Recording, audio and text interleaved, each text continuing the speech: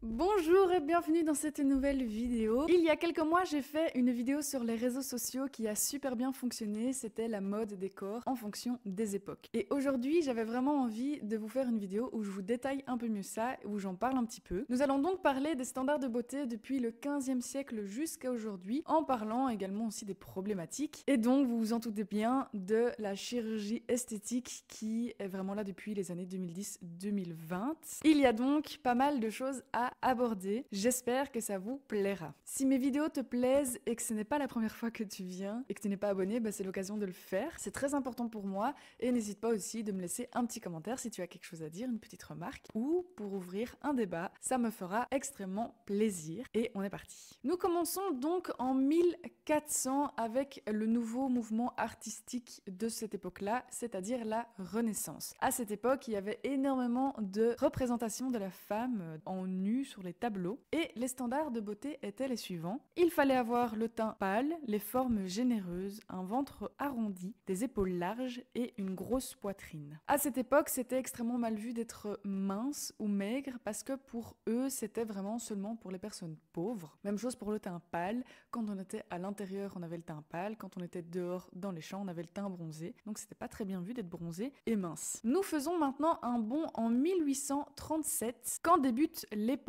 victorienne avec le sacre de la reine Victoria au Royaume-Uni. À cette époque, la reine Victoria était une figure marquante et de son sacre s'en est découlé de nouveaux standards de beauté. Donc c'est pour vous dire à quel point elle était très importante et très influente à cette époque. Les critères de standard étaient les suivants. Le teint était toujours aussi pâle, les formes étaient toujours aussi pulpeuses, mais cette fois-ci en forme de sablier, donc la taille était un peu plus marquée. C'est d'ailleurs pour ça que les femmes portaient un corset qui amenait à beaucoup de problèmes de santé parce que c'était pas du tout anatomique. Ça compressait leur cage thoracique, ça les empêchait de respirer correctement. Tout ça pour avoir une forme de sablier. Elle devait avoir les cheveux longs pour marquer la féminité. 50 ans plus tard, nous sommes déjà en 1920 avec les années folles. Ça a été à ce moment-là un changement radical dans les normes de beauté et cela s'explique par plusieurs facteurs. Premièrement, c'était juste l'après-guerre, donc c'était après la Première Guerre mondiale. C'était une période qui a profondément impacté les sociétés du monde entier. La guerre a entraîné des changements dans les rôles traditionnels, notamment une plus grande participation des femmes dans la force de travail et une remise en question des normes sociales de l'époque. Les hommes étaient sur le champ de bataille, donc les femmes devaient s'occuper de tout et aussi des boulots tels que l'agriculture, la maçonnerie, la plomberie, enfin vraiment tous des métiers qui étaient vraiment réservés aux hommes. Il y a eu une émancipation des femmes et un premier mouvement féministe est né. C'était aussi les années où les femmes ont commencé à pouvoir voter dans certains pays. Ça a influencé le monde et donc le monde de la mode et donc évidemment les standards de beauté. C'est une époque qui aspirait à énormément de changements, ce qui n'est pas étonnant après 4 années de guerre mondiale. Il y avait donc aussi un désir de rébellion contre les normes conservatrices et tous ces changements s'amplifiaient bien évidemment grâce au cinéma, aux médias, etc. etc. En fait, après 4 années sans les hommes, elle ne voulait pas que ça redevienne comme avant et elle voulait garder une certaine indépendance. C'est pour cette raison qu'à cette époque, les normes de beauté, c'était d'avoir les cheveux courts, des courbes plutôt droites, donc les fesses et les seins étaient aplatis, les robes étaient droites également, les bras étaient un peu plus musclés, un peu plus toniques, les sourcils et les lèvres étaient très fins et le teint était un peu plus bronzé. 20 ans plus tard, la deuxième guerre explose et donc en 1950, donc l'après-guerre, les normes de beauté ont complètement changé également. Donc là, c'est le retour des formes un peu plus pulpeuses. Je pense que les gens ne voulaient plus voir des personnes minces parce que ça signifiait qu'ils étaient en manque de nourriture, en manque de ressources alimentaires, ce qui ne plaisait pas du tout à cette époque. Les tailles de guêpe étaient très marquées, les coiffures étaient très sophistiquées, les maquillages étaient assez glamour. Et nous avons l'exemple de la magnifique Marilyn Monroe qui était vraiment le sexe symbole, l'icône féminine du moment de cette époque des années 50. En 1980, ça a été l'ère des supermodèles. Les femmes étaient encouragées à être en forme et à avoir un corps tonique et à faire du sport. C'était l'époque de Cindy Crawford qui, je trouve, illustre parfaitement cette époque. Les normes de beauté à cette époque-là, c'était d'être grande et tonique et relativement musclée tout en restant généreux. Alors donc ça c'est les normes, je trouve qu'en voyant les photos, c'est pas énormément généreux, mais c'était décrit comme ça. C'était pas tout maigre quoi. Les cheveux étaient assez volumineux yeux, le teint était bronzé, le maquillage était prononcé et les sourcils étaient prononcés également. 10 ans plus tard, donc en 1990, on arrive dans une période un peu plus sombre qui s'appelait héroïne chic. Donc cette époque, c'était vraiment la mode d'être maigre, voire maigre extrême. Le teint était très clair, très pâle, avec un aspect un petit peu nonchalant, un petit peu malade. Et c'était aussi le retour des looks androgynes. Cette époque, donc, c'était la mode d'être maigre, ce qui a posé énormément de problèmes dans la société, surtout féminine, donc avec les jeunes femmes, les femmes qui voulaient vraiment être maigres, qui ne mangeaient pas. Il y avait beaucoup d'anorexie dans le monde du mannequinat, c'était pas du tout un secret que les femmes ne mangeaient pas et se faisaient vomir. Donc c'était une période, effectivement, c'était une mode de corps, une tendance de corps assez violente et assez dangereuse. La maigreur était vraiment glorifiée. Je pense qu'aujourd'hui, ce serait des choses qu'on accepterait, mais pas du tout, tellement ça va pas du tout en fait. En 2010, c'est l'arrivée des Kardashians et je pense que tout le monde en avait marre de la mode des années 90 de maigreur extrême, et quand les Kardashians, surtout Kim Kardashian est arrivée, ça a vraiment fait parler, ça a fait un boom et je pense que les gens étaient contents de voir une femme avec des formes. Elle est petite en plus, Kim, donc c'était vraiment pas du tout les normes de beauté qu'on avait l'habitude de voir. Donc là, ça a été la mode des gros seins, des grosses fesses avec les cuisses toutes fines, de la taille super marquée. Ça a été aussi la mode des écarts entre les cuisses, des lèvres pulpeuses, les yeux étaient étirés, les pommettes prononcées. Le problème avec les années 2010, c'est que la chirurgie esthétique est arrivée en force. Avant, il y avait des tendances, il y avait des modes des corps, ce qui est vraiment une très mauvaise chose parce que les femmes se sentaient mal et complexées. Mais là, en 2010, le malheur, c'était que les femmes pouvaient accéder à la chirurgie et donc changer leur corps, et que parfois c'était pas vraiment très encadré et que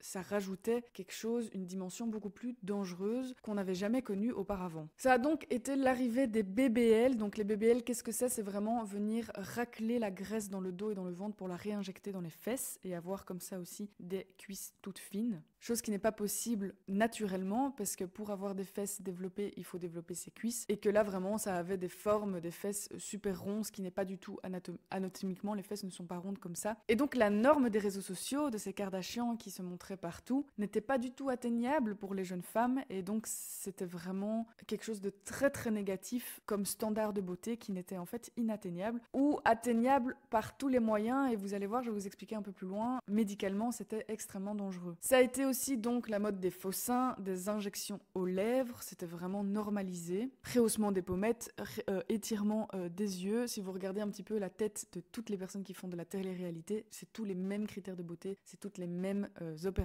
Aujourd'hui, j'ai l'impression qu'on fait un petit peu retour en arrière vers cette mode de héroïne chic. Et si vous regardez d'ailleurs, les Kardashians ont enlevé leurs grosses fesses. Il y a beaucoup d'influenceuses aussi qui enlèvent leurs injections aux lèvres. C'est vraiment la mode pour le moment. Mais il y a quand même plus de formes, les fesses sont quand même plus bombées, les seins sont quand même plus présents que la période héroïne chic. Et alors une nouvelle opération maintenant qui est super fort à la mode, ça s'appelle abdominal etching. Donc en fait c'est venir gratter le gras qu'il y a sur les abdos pour avoir les abdos les plus visibles possible. C'est une opération qui est extrêmement coûteuse, extrêmement douloureuse et qu'il faut faire plusieurs fois par an pour garder cet aspect d'abdos tracés. Alors je sais pas si c'est parce que je suis dans le domaine, mais j'ai l'impression que la mode aussi également pour le moment c'est de faire du fitness. Donc là on regarde de nouveau les Kardashians qui sont quand même une grosse référence en standard de beauté dans notre société. Dès qu'elles font un truc tout le monde le fait. Et ben elles font beaucoup aussi de fitness avec des coachs, et elles ont globalement cet aspect beaucoup plus musclé de leur corps avec des bras musclés, un dos musclé, des abdos tracés. Et alors c'est un peu la mode aussi selon moi, un peu le retour aussi des Kendall Jenner et compagnie,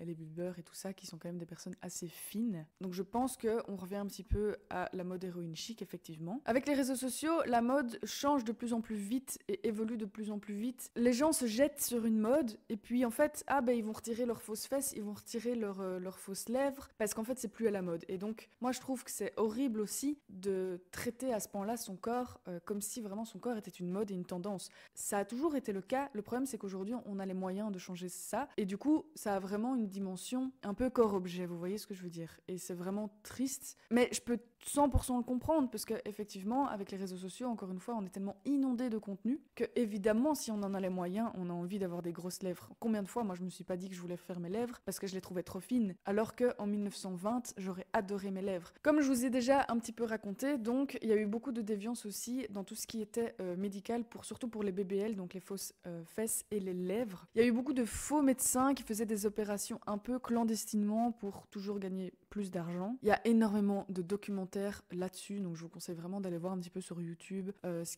qui existe à ce propos. Il y a des injections aux lèvres qui sont mal faites, où les lèvres sont nécrosées, donc elles meurent et les femmes se retrouvent sans lèvres parce qu'elles doivent enlever leurs lèvres. Il y a aussi des BBL qui sont mal réalisés, donc la graisse est mal réinjectée, ce qui est énormément douloureux et ce qui peut entraîner la mort. Il y a eu des cas de mort. Il y a aussi quelque chose qui m'a beaucoup dérangé, c'est l'émission de Khloé Kardashian, Revenge Body. J'avais fait une vidéo là-dessus, mais elle a été bloquée pour tous les Français. Donc si vous venez de Belgique, vous pouvez peut-être aller la voir. Donc Khloé Kardashian, elle a une émission où elle transforme des gens qui veulent perdre du poids, prendre du muscle, prendre une revanche sur leur body, comme le dit le titre. Et le problème en fait, c'est que Khloé, elle a toujours été connue pour être la sœur Kardashian la plus rondelette, la moins belle. Et donc Khloé, toutes ces dernières années, elle a fait énormément de chirurgie esthétique. Elle a d'abord eu des énormes fesses, elle les a retirées. Elle a fait cette abdominal etching pour avoir des abdos super tracés. Elle fait beaucoup de sport aussi, je pense quand même, elle a un coach qui la suit. Et donc en fait, dans cette émission, on pourrait croire que Khloé, elle a vraiment tout fait naturellement de A à Z, elle a vraiment elle-même réalisé cette transformation, ce qui rend du coup cette émission hyper hypocrite et ce qui amplifie aussi le fait que la réalité est biaisée et que ça peut faire naître des complexes et des mal-être chez chacun. Et moi-même qui suis dans le domaine du sport, moi-même qui suis presque toutes les Kardashians, je ne savais pas, moi, tout ça. Je pensais que Khloé, évidemment que je me disais qu'elle avait fait de la chirurgie, mais je savais pas que c'était à ce point-là.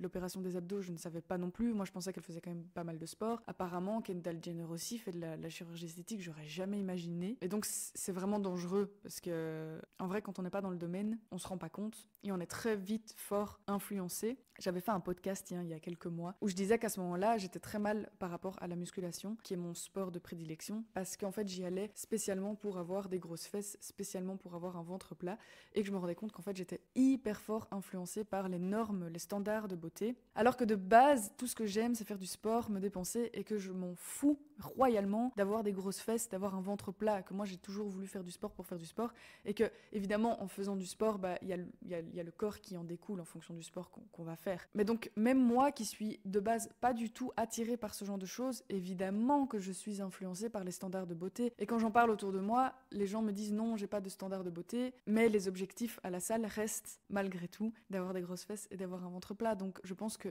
oui, on est tous influencés par les standards de beauté, qu'on le veuille ou non. Et le truc qu'on comprend pas, c'est qu'il y a 100 ans en arrière, on n'aurait pas du tout couru après des grosses fesses, on n'aurait pas du tout couru après une taille marquée parce que c'était juste pas la mode. Je suis sûre qu'il y en a qui sont en train de se dire si, moi j'aurais aimé les grosses fesses même dans les années 1920. Non, je vous jure que non, parce qu'on est influencé, on est conditionné, on est là-dedans, on voit ça tous les jours sur les réseaux sociaux et donc on a nos standards de beauté qui changent bien évidemment, qui est hyper fort influencé. Mais donc avec tous ces standards de beauté de toutes ces époques que je vous ai expliquées, on se rend compte à quel point il y a des choses qui ne dépendent pas du tout de nous. Avoir les épaules larges, avoir les hanches larges, être grande, avoir la taille marquée, c'est des choses qu'on ne peut pas choisir, c'est anatomique, c'est génétique, on est avec une morphologie, on ne peut pas changer ce genre de critères chez nous. On ne peut pas un jour avoir des hanches super larges alors qu'on n'a jamais eu des hanches super larges. Tout ça pour dire qu'on se prend la tête avec les réseaux sociaux et on pense que notre corps est une mode, on pense que notre corps est une tendance alors que